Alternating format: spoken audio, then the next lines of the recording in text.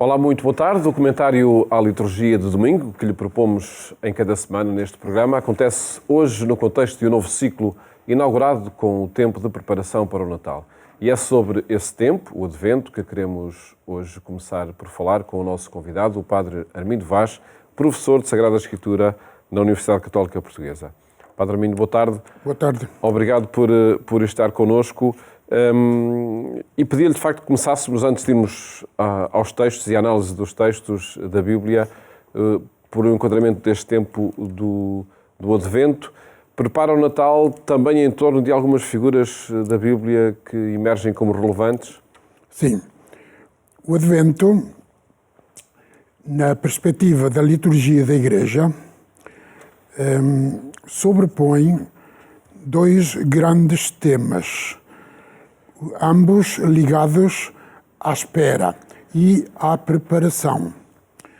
A preparação da celebração da vinda histórica de Jesus, com o seu nascimento, que os Evangelhos apresentam e referem como tendo sido em Belém. A preparação para a vinda histórica de Jesus. Mas a liturgia da Igreja aproveita este longo período de preparação para o Natal para falar de uma outra espera, que é a espera da segunda vinda de Jesus, que aparece muitas vezes referida no Novo Testamento como a segunda vinda de Jesus. E que se pode entender mal se lemos à letra os textos do Evangelho que falam desta segunda vinda de Jesus. Entendê-la como vinda física ou como é que se deve entender? Isso. Então, temos duas vindas. Uma que é a física, que é histórica e que foi a que já aconteceu. É uma vinda realizada. E depois há ainda uma vinda não realizada, mas que se vai realizando na vida do crente em Jesus Cristo, como Filho de Deus, e que se realizará, sobretudo, no tempo definitivo. Costuma-se falar de escatologia, o tempo escatológico, um palavrão que não se entende bem, e que poderíamos traduzir por o tempo definitivo. Qual é? É o das realidades definitivas, últimas, perante as quais Jesus nos colocou. Isto é, a salvação que Ele trouxe e proporcionou a todos aqueles que quiserem aderir ao programa do seu Evangelho. Essa vinda segunda, então, sobretudo referida ao final dos tempos, quer significar a vinda simbólica. É simbólica, portanto, não é histórica, objetiva, física, é simbólica, mas, portanto, real. Se é símbolo, tem que ser real. E podemos identificar algum momento em que se realiza? Não identificamos com o momento, mas com um momento histórico, objetivo, mas sim com o fim dos tempos, assim que assim poderíamos definir. Quando é esse fim dos tempos? Isso não se diz, nem se pode dizer. Não se diz ou não se sabe? Nem se sabe. Não é? Pois. Quando se diz, quando se fala, sobretudo no livro do Sim. Apocalipse, que é o último livro da Bíblia, quando se fala da última vinda de Jesus, fala-se do julgamento da história humana por parte de Deus através de Jesus, significando que Jesus, deu sentido à história humana e julga a história humana, isto é, dá razão àqueles que praticaram o bem a favor dos humanos amados por Deus e não dá razão àqueles que praticaram o mal e que estiveram sempre do lado errado da história, fazendo ou arranjando conflitos, violências, guerras, matanças de seres humanos contra seres humanos. Então, essa segunda vinda de Jesus poria as coisas no seu lugar, dizendo que na vida humana não vale tudo, não é igual fazer uma coisa a fazer outra, é preciso optar pelo bem. E mesmo que pessoas, tendo feito o bem, nunca foram reconhecidas pelo bem que fizeram, ou pelo contrário, foram avassaladas, foram violentadas e perseguidas, como era o caso do tema de que fala o livro do Apocalipse, essas pessoas podem saber, têm Deus do lado delas.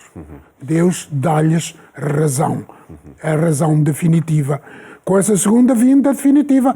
E então tem que ser no fim dos tempos, obviamente, porque tem que dar razão a toda a história humana. Enfim, de facto estamos aqui a entrar numa conversa sobre o fim dos tempos que, sem dúvida nenhuma, enigmática.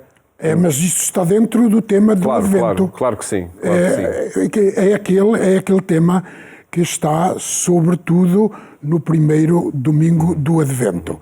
Mas eu gostava de perguntar sobre esta temática. O Padre Armindo Vaz já foi sugerindo que é um momento em que toda a história humana encontra essa realização definitiva, mas podemos esperar que, de facto, como isso aconteça para toda a história, no tal fim dos tempos, numa ocasião, ou no fim do ciclo terreno de cada criatura há esse juízo ou esse fim dos tempos para cada pessoa? Muito bem. É outro pormenor que faltava acrescentar aí. Porque para cada pessoa, o fim dos seus tempos, o fim do seu tempo, é o dia definitivo do seu falecimento, da sua morte, onde ele se encontra consigo próprio e aí pode saber que tem Deus do lado dessa pessoa. E acredito que nesse momento, nessa passagem, não o podemos, avaliar ou considerar sem incluirmos uma outra temática que é o da misericórdia. Com certeza. Claro que quando nós falamos de juízo final e quando falamos do julgamento da história humana por parte de Deus, nós não falamos de um acto ou de um juízo de condenação negativo, portanto, mas sim de um juízo de salvação. É isso que aparece sempre no Novo Testamento, através da linguagem figurativa e simbólica que poderia desviar alguns leitores ocidentais para pensarem assim, isto é, pensar que vai haver uma condenação dos maus e salvação dos bons. Não, o juízo de Deus é sempre de salvação. Sempre que a pessoa aceite ou esteja disponível ou disposta para aceitar essa salvação. Enfim, então, sim. E são considerações de quem investiga, considerações e afirmações, por certo, estudos, análises de quem investiga muito a Bíblia, como é o caso do Padre Armindo Vaz, e que decorrem, de facto, do poder da palavra. E estou a pegar aqui neste livro, que nós vamos apresentar aqui neste programa na próxima semana, mas que também ajuda a melhor compreender estas considerações, seja sobre o fim dos tempos, seja sobre esse relacionamento de Deus com as criaturas. Um livro que nós, na próxima semana, aqui apresentaremos neste programa, porque hoje temos de ir aos textos da Bíblia para analisar com algum detalhe esses textos que são lidos nas missas de domingo. E antes da análise ao texto do Evangelho, proponho que vamos ouvir esse texto que é lido nas missas deste domingo. Naqueles dias apareceu João Batista a pregar no deserto da Judeia, dizendo: Arrependei-vos, porque está perto o reino dos céus. Foi dele que o profeta Isaías falou ao dizer: Uma voz clama no deserto, preparai o caminho do Senhor, endireitai as suas veredas. João tinha uma veste tecida com pelos de camelo e uma cintura de cabedal à volta dos rins. O seu alimento eram gafanhotos e mel silvestre. Acorria a ele gente de Jerusalém, de toda a Judeia e de toda a região do Jordão. Eram batizados por ele no Rio Jordão, confessando os seus pecados. Ao ver muitos fariseus e saduceus que vinham ao seu batismo, disse-lhes: Raça de víboras, quem vos ensinou a fugir da ira que está para vir? Praticai ações que se conformem ao arrependimento que manifestais. Não penseis que basta dizer: Abraão é o nosso pai, porque eu vos digo: Deus pode suscitar destas pedras filhos de Abraão. O machado já está posto à raiz das árvores. Por isso, toda árvore que não dá fruto será cortada e lançada ao fogo. Eu batizo-vos com água para vos levar ao arrependimento. Mas aquele que vem depois de mim é mais forte do que eu e não sou digno de levar as suas sandálias. Ele batizar-vos-á no Espírito Santo e no fogo. Tem a pá na sua mão. Há de limpar a eira e recolher o trigo no celeiro. Mas a palha queimá-la-á num fogo que não se apaga. Padre Armindo Vaz, a análise a este texto, acredito que com muitos elementos que é necessário referenciar e analisar, mas podemos partir dessa figura central que é João Batista em todo este percurso até ao Natal? Sim, seria bom, porque o Evangelho se fixa precisamente nesta figura.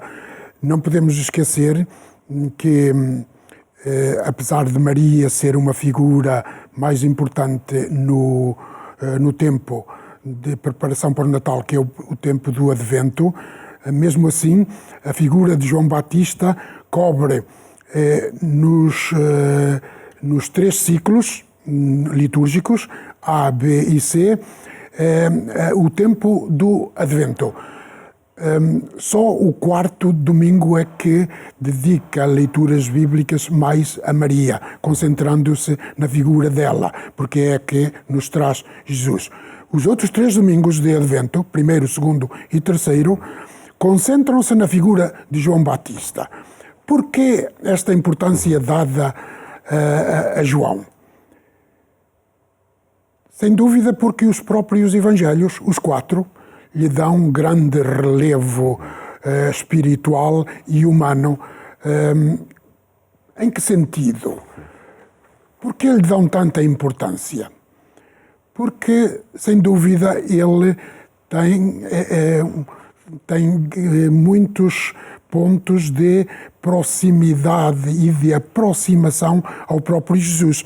Veja que o texto de hoje põe-nos João a proclamar na Judeia, no deserto da Judeia: convertei-vos, porque está perto o reino dos céus. Ora, segundo o Evangelho de Mateus, é exatamente assim que começa também a vida pública, digamos, o ministério público de Jesus. Um bocadinho mais adiante, quando Mateus começa a relatar o ministério público de Jesus. Jesus diz: convertei-vos, porque está próximo o reino dos céus. Portanto, há o anúncio de uma vinda, não é? E daí que nos remete também para esta vinda em cada Natal do próprio Jesus. Exatamente, porque realmente o papel principal de João Batista é apontar para Jesus. Ele é o apontador, o arauto, aquele que anuncia a vinda de Jesus. E daí esta sua presença no período de Advento. Qual é o fator essencial da importância de João Batista nos Evangelhos, nos 4 Evangelhos? É que realmente ele é a última grande personagem da Antiga Aliança, em latim traduzido por Antigo Testamento. Ele é a placa giratória entre o Antigo Testamento e o Novo Testamento. Veja que o evangelista Lucas nos põe, por exemplo, Maria, grávida, a fazer a longa viagem de 100 e bastantes quilómetros desde o norte de Israel, Nazaré, até a Judeia, para visitar a sua parente Isabel. duas mulheres grávidas que se encontram. Maria traz no seu seio Jesus e visita a sua parente Isabel, que tem no seu seio João Batista. O que é isto? Isto não é um simples acto de caridade, de voluntariado, de quem quer fazer uma obra boa a uma parente que está grávida. Não, o evangelista Lucas quer dizer mais. Quer dizer que o Novo Testamento, representado por Jesus, que vem no seio de Maria, vai ao encontro do Antigo Testamento, representado por João Batista, que está no seio de Isabel, sua mãe. Temos aqui um diálogo quase silencioso entre o Novo Testamento e o Antigo Testamento. É o Antigo Testamento que vai acolher o Antigo, para fundamentar-se no Antigo Testamento. E então João Batista aparece nos Evangelhos como aquela personagem que põe a história da salvação em movimento. Aparece também aqui como aquele que fala da ira que está para vir. Que ira é esta que o texto refere? É um tema que está ligado precisamente à sua pregação. Convertei-vos porque está próximo o reino dos céus. E depois João continua e aos fariseus e saduceus, frente aos quais ele tem uma posição crítica, ele diz-lhes: raça de víboras, quem vos ensinou a fugir da ira que está para vir? E os leitores do Evangelho poderão, mais uma vez, ficar surpreendidos por esta menção da ira, que até se poderia ver como provinda de Jesus, fugir da ira que está para vir, em Jesus que João Batista estava a anunciar. Poderia ser mesmo assim. Mesmo que não se referisse à ira de Jesus, que é referida no Novo Testamento, no Evangelho, os Evangelhos falam da ira de Jesus, precisamente relativamente aos judeus do seu tempo. Esta ira aparece muitas vezes referida a Deus em toda a Bíblia. Cerca de 600 vezes, Paulo, a Bíblia fala da ira. E, na sua maioria, refere-se à ira de Deus, relativamente aos humanos. O que é que significa esta ira? Como é que os leitores se podem colocar na compreensão deste tema? Pela importância que ele tem, apesar de que com um vocabulário diverso, mas sempre dentro do eixo semântico da ira, cólera, furor, irritação de Deus, relativamente aos humanos, aos pecadores, ao povo de Israel, aos povos circunvizinhos, esta ira de Deus. A sua importância dada na Bíblia significa que isto tem muito a ver com a imagem de Deus que a Bíblia nos apresenta. O que quer significar? Obviamente, para evitar todo o escândalo, não podemos pensar que se refere a um atributo de Deus como se fosse uma faculdade, um comportamento, uma atitude, uma reação de Deus psicológica, como nós humanos reagimos irados, furiosos, face a algum acontecimento negativo. Não. Em Deus, a ira não é um atributo ou uma reação psicológica. Pelo contrário, ela é uma espécie de contrapartida do seu amor. É o outro lado do amor de Deus. É a reação de Deus face ao pecado. Melhor ainda, é a reação de Deus, ou de Jesus, reação de Deus em Jesus também, frente à não adesão das pessoas ao projeto salvífico de Deus por parte de Jesus. Portanto, a ira tem sempre a ver com o juízo de Deus às pessoas que endurecem o seu coração e resistem ou rejeitam a mensagem de Deus. Por exemplo, no povo de Israel. Ou então a mensagem de Jesus, quando Jesus aparece a anunciar Deus. Padre Armindo Vaz, infelizmente o nosso tempo avança velozmente.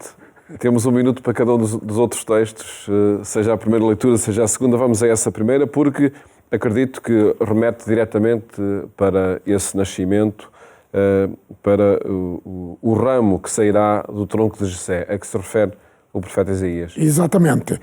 Fala também de um rebento brotará das suas raízes, deste tronco de Jessé. Sobre ele repousará o Espírito do Senhor, Espírito de sabedoria e várias categorias deste Espírito. Ele julgará os infelizes com justiça e com retidão julgará os humildes do povo. Quem é este? Esta personagem é sem dúvida um rei que vem da dinastia de David, que é o filho de Jessé, deste tronco de Jessé. Portanto, este texto do profeta Isaías menciona aqui, anuncia aqui um rei, um ungido, portanto, um Mashiach, um Messias da dinastia de David, que dará uma nova esperança ao povo de Israel, apesar de a dinastia de David estar afundada numa situação crítica. Agora o povo de Israel pode ter razões fundadas para acreditar em Deus, que vai dar uma nova esperança. Quem é? Não se sabe, mas poderia ser o rei Ezequias, que era contemporâneo, o piedoso rei Ezequias, que era contemporâneo ao profeta Isaías. Então, este Ezequias poderia identificar-se com o oráculo do Emmanuel, ou seja, do Deus conosco. A segunda leitura afirma também esse tema da esperança. Pela paciência e pela consolação que vem das Escrituras, tínhamos esperança. De outra maneira. Neste texto da Carta aos Romanos, Paulo é consciente de que na comunidade cristã de Roma havia dois grupos que por vezes chocavam entre si. Quem eram? O grupo dos mais fracos na fé e o grupo dos mais fortes na fé. E o dos fracos da fé eram aqueles que praticavam boas obras, boas ações, mas que por vezes também se penitenciavam, renunciavam a certos alimentos, enquanto que os mais fortes diziam: não, isso não é preciso, o que é preciso é aderir a Jesus Cristo e à sua mensagem de salvação e estamos salvos. Ora, Paulo procura pôr harmonia, caridade nestes dois grupos para que tenham os mesmos sentimentos uns para com os outros, segundo Cristo Jesus. Acolhei-vos uns aos outros como Cristo vos acolheu. Estes dois grupos eram, por um lado, o dos judeus, por outro lado, o dos pagãos. Paulo quer que estejam unidos. E são mensagens que nos chegam neste tempo de preparação para o Natal e que agradeço ao Padre Armindo Vaz nos ter aqui analisado em detalhe a partir, de facto, dos textos que se escutam nas missas deste domingo. Muito obrigado por ter estado no nosso programa. Siga-nos também no portal agência.eclesia.pt, onde pode rever este e todos os programas que partilhamos consigo aqui na RTP2 e também na Antena 1. Votos de uma ótima tarde, bom fim de semana, até à próxima segunda-feira, se Deus quiser.